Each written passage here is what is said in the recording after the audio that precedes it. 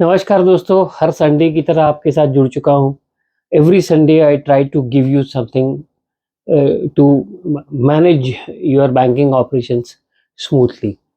आप जानते ही होंगे कि we were discussing about the risk management in urban cooperative banks. Almost 9 episodes हमने कर लिए हैं and then I thought that we need to take a break from this risk management episode, risk management for urban cooperative banks. Maybe after 2-3 Sundays, the residual episodes of risk management I'll be posting. There are roughly 7 to 8 risk management videos still pending. But in the meantime, because of the 2 months on risk management, there are several things which have happened and I have not spoken on that. And therefore, I decided to take a break for 3-4 Sundays from the risk management series. And therefore, last 2 Sundays I posted two videos of my speech in one of the conferences held at Daman. Having said that, मुझे ये लगता है कि पिछले 2 महीने में कई महत्वपूर्ण चीज़ें, important things have been issued और decided by Reserve Bank of India, and it's necessary for me to throw the light on these instructions because there appears to be a lot of confusion on the basis of queries which I'm getting. There is one circular issued by Reserve Bank of India in the month of August, and the circular is Fair Lending Practice, Penal Charges in Loan Accounts. This was dated 18th of August. Mind you, the circular has been given by Reserve Bank of India in the month of August, but the implementation date is 1st of January 2024. They have given you sufficient time to set up your systems, processes, make amendments in your policies, operational instructions. अब ये जो circular है fair lending practices, ये nomenclature ही ये बताता है कि the banking entities across the country were not resorting to fair lending practices and therefore these guidelines have comes. किसके बारे में है ये गाइडलाइंस? गाइडलाइंस है पीनल इंटरेस्ट के बारे में.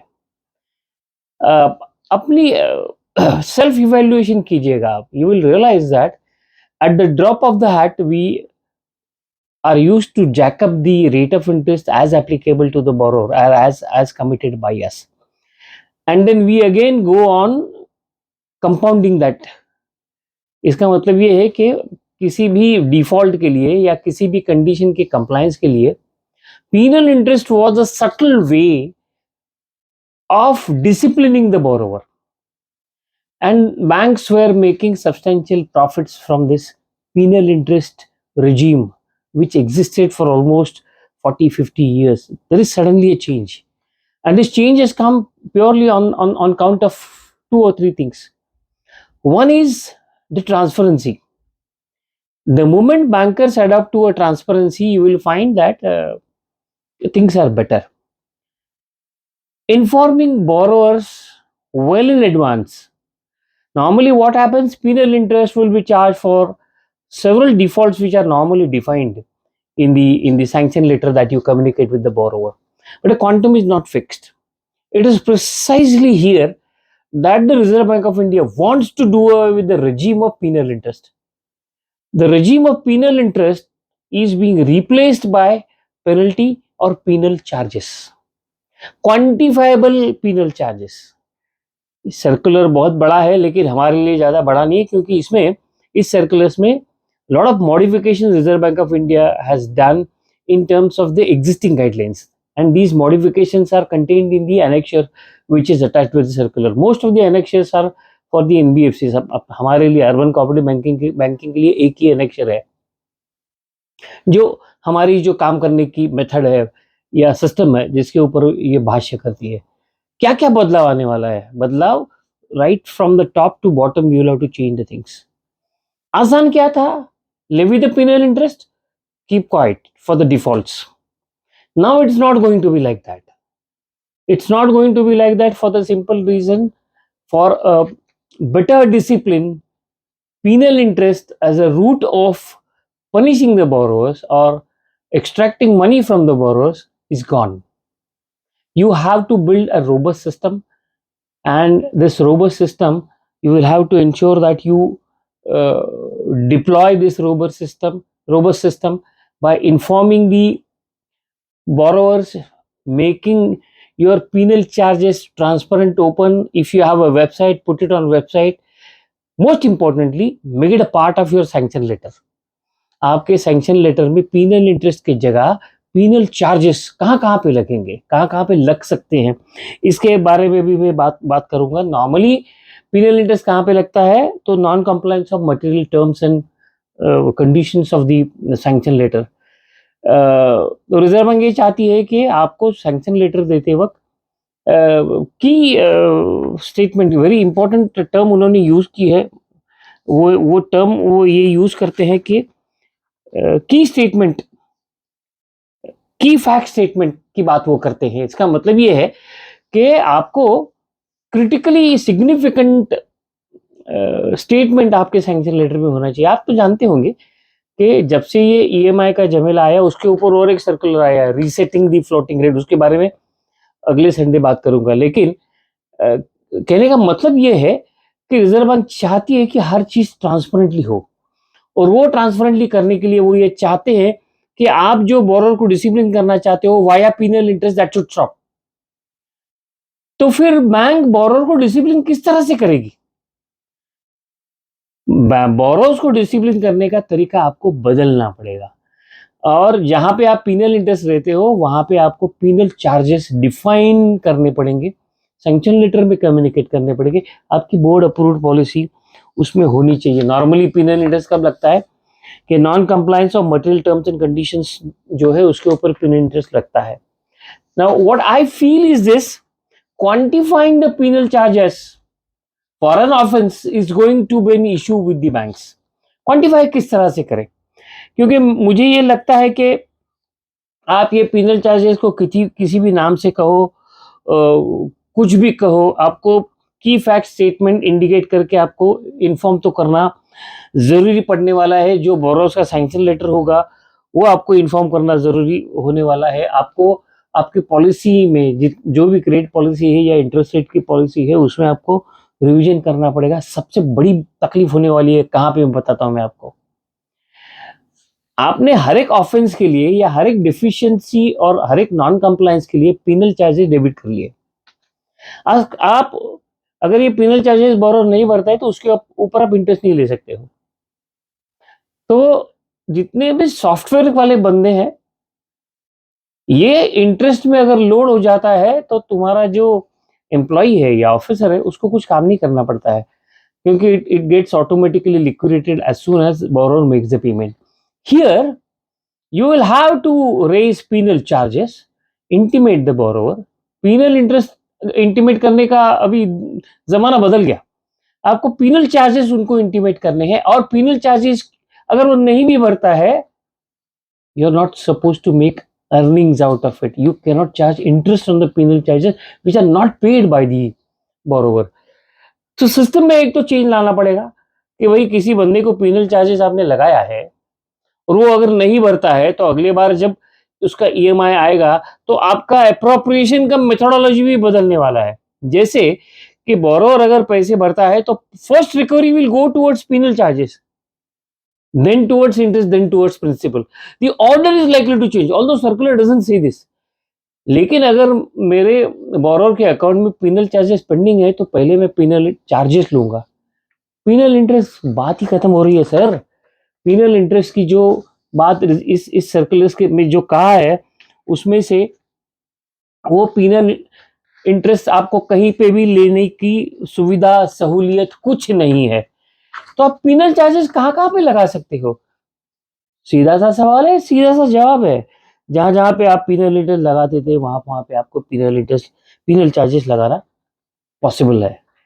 कैसे लगाओगे आप? जैसे मैं कुछ एरियाज आपको बताता हूँ कि जहाँ पे आपको पीनल चार्जेस डिफाइन करने पड़ेंगे. एक होगा default in EMI, default in non timely payment of instalment, delay in submission of stock statement, delay in submission of financial statement for the review of the limits, delay in mortgaging the property, perfection of securities, delay in registering bank charges with ROC और CERSAI, delay in execution of documents, कई बार होता है ना, borrower पैसे लेके जाता है, मैं कर दूंगा ये डॉक्यूमेंट, करता नहीं है वो। डिले जो है तुम्हारा सिक्योर्ड प्रॉपर्टी जो है वहां पे अगर आप आपका फाइनेंशियल इंटरेस्ट वहां पे अगर डिस्प्ले नहीं किया गया है तो उसमें भी आप पीनल चार्जेस लगा सकते हो।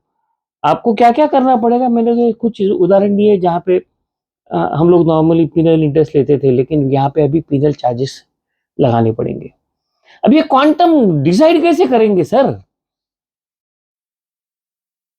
RBI has said board has to decide, but वहां पे वो रुकता नहीं है। वो क्या कहता है, आरबीआई क्या कहता है, रीजनेबल होना चाहिए, लॉजिक होना चाहिए उसमें, अनरीजनेबल कुछ नहीं होना चाहिए। अगर आप इसका कन्वर्जन उल्टी तरह से करेंगे, आपके बैंक में आपको ये थोड़ा एनालिसिस करना पड़ेगा कि समझो 10 लाख का कैशक्रेडिट लिमिट दिया है, एक महीने का अगर वो स्टॉक स्टेटमेंट देता नहीं है तो आप 2% से पीनल इंटरेस्ट लगाते हो। 2% से उसका समझो रेट ऑफ इंटरेस्ट 11% है, तो आप उसको उस महीने की उस पीरियड के लिए 13% लगाते हो। There are different methods followed by different banks and that's where Reserve Bank of India is upset. तो आपको ये डिसाइड करना है लिमिट के हिसाब से, क्वांटिफाई करना है कि भाई एक महीने का स्टॉक स्टेटमेंट नहीं आया तो इसको 5,000 रुपए का पीनल चार्जेस लगेगा। ये क्वांटम कहां से आया? You have to evaluate the interest loss that bank would suffer, otherwise it was making, otherwise you were making interest profit for the defaults which are being incurred। जैसे आपने MIDC की property mortgage कर ली और उसको period दे दिया कि आपको 4 महीने में एमआईडीसी की प्रॉपर्टी मॉर्गेज करनी है, 4 महीने में नहीं करता है वो, 8 महीने में करता है, आप क्या करते हो, 4 महीने के बाद पिनल इंटरेस्ट लगाते हो। इसके अलावा क्या होगा, you will have to apply penalty और पीनल चार्जेस, नॉट इंटरेस्ट। अब ये क्वांटम किस तरह से डिसाइड होगा? क्वांटम के लिए रिजर्व बैंक ने ये कहा है कि भाई बंदा छोटा हो या बड़ा, जो भी पेनल्टी चार्जेस आपको लगाना है, categories of offences, categories of defaults, whether is a small borrower और अदरवाइज, वो कैटेगरी और डिफॉल्ट की कैटेगरी जो होगी उसमें जो चार्जेस आप लोगे वो यूनिफॉर्म रहेंगे। यानी हाउसिंग लोन पे अगर ईएमआई टाइम पे नहीं आता है तो उसका जो पेनल्टी होगा या उसका जो पीनल चार्जेस होंगे, उसी तरह के चार्जेस प्रो राटा बेसिस पर आप बिल्ड कर सकते हो। तो ये ये जब आप बिल्ड करोगे तो आपको ये देखना है कि आपका लॉजिक सही है ना, क्योंकि यहाँ पे आपको डिस्क्रिमिनेशन का कोई स्कोप नहीं है। आपको यहाँ पे शायद वेवर का स्कोप डिफेंड करते करते नाक में दम आएगा। अब कई बार होता था ना, पीनल चार्जेस आप वेव कर सकते हो। अब मुझे ये मत पूछो कि वो कॉम्प्रोमाइज सेटलमेंट के टाइम पे हम कर सकते हैं या नहीं कर सकते, वो अलग चीज है। अगर किसी को पीनल चार्जेस वेव करना है, there has to be policy and the circumstances to be defined in that policy कि आपने पीनल चार्जेस इस बंदे को इस वजह से नहीं लगाए। You have to identify the reason for which you are not going to charge penal charges to them.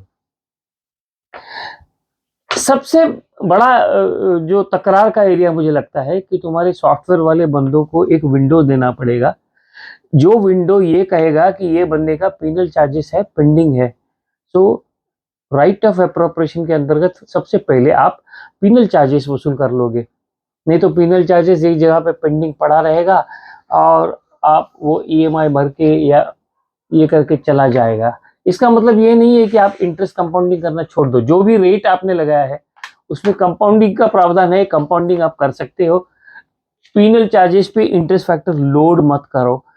Sense जो इस सर्कुलर से लगता है वो यही है, बिजनेस वाला हो या इंडिविजुअल भी हो, आपको यही करना है। और सबसे अहम बात यह है कि आपके सैंक्शन लेटर का जो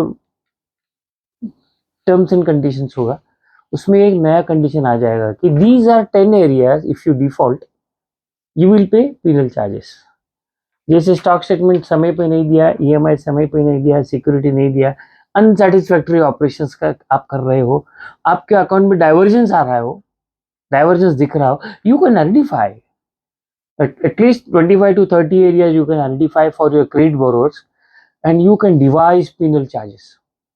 कल से नहीं करना है ये 1 जनवरी 2024 से, लेकिन आपको सिस्टम में चेंज करना है, आपको पॉलिसी बनाना है, आपकी जितनी भी क्रेडिट पॉलिसी है उसमें और जो इंटरेस्ट रेट की पॉलिसी है उसमें आपको चेंज करना पड़ेगा। पीनल इंटरेस्ट का जो शब्द आपके किसी भी डॉक्यूमेंट में रहेगा उसको एलिमिनेट करना है। ग्लाइड पाथ दिया गया है वर्किंग कैपिटल लिमिट को। उन्होंने ये कहा है कि जिस दिन से ये सर्कुलर एप्लीकेबल होगा उसके 6 महीने के पहले अगर वर्किंग कैपिटल वाले को आप ग्लाइड पाथ देना चाहते हो तो दे सकते हो, लेकिन not beyond 6 months or at the time of renewal. That's what they are saying. All borrowers should migrate to penal charges mechanism within the bank. This is across the length and breadth of entire financial market. This circular has come. It's simply because the lending practices have not been fair, and since they have not been fair, Reserve Bank of India wanted this to happen. There are several critical questions which I feel we will have to address as we move ahead while implementing this circular. अपने पास 3 महीने हैं, ये 3 महीने में हम लोग कर सकते हैं। वेंडर को पकड़ो और वेंडर से इसके लिए विंडो बना लो। पीनल चार्जेस के लिए आपको विंडो बनाना बहुत ज़रूरी है। ये अगर विंडो आप बना लोगे तो आपके सिस्टम में डेफिशिएंसीज नहीं होंगी, जो भी पीनल चार्जेस है वो लेंगे। लेकिन जब आप पॉलिसी बनाओगे तब define waiver of penal charges, which committee, which board, which executive will be able to do it and under what circumstances. Once that is defined properly, मुझे लगता है ये फेयर लेंडिंग प्रैक्टिस का जो सर्कुलर है वो आसानी से आप इम्प्लीमेंट कर सकते हो।